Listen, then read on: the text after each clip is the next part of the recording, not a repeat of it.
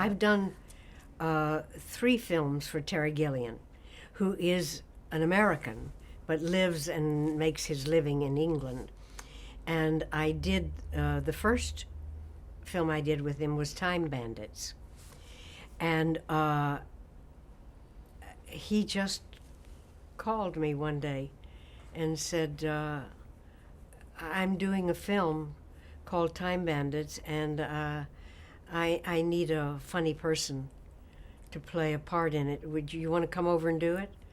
And I said, sure. He said, okay, somebody will get in touch with you when to come, and I'll send the script.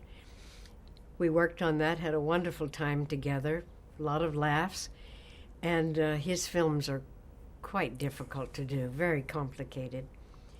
And then he did the same thing when he did Brazil. He called me again once on a Sunday and said, I have a part for you, and I want you to come over and do it, but you're not going to look very nice in it.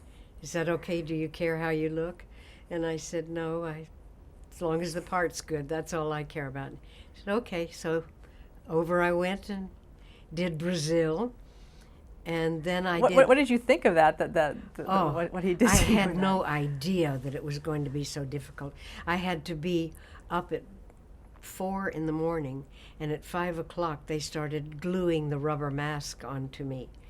His wife, Maggie, did all the makeup and the hair, and they sent 2 people over to make a mask on my face, but I just didn't realize that it was going to be glued onto me and that I would be 10 hours a day with it on, and that it was going to look so awful too.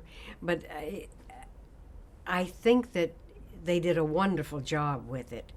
And also I broke out from the glue and had all sorts of blisters on my face, and they had to postpone my shooting, my particular scenes, and I had to come back to the States and go to a doctor to clear up my face.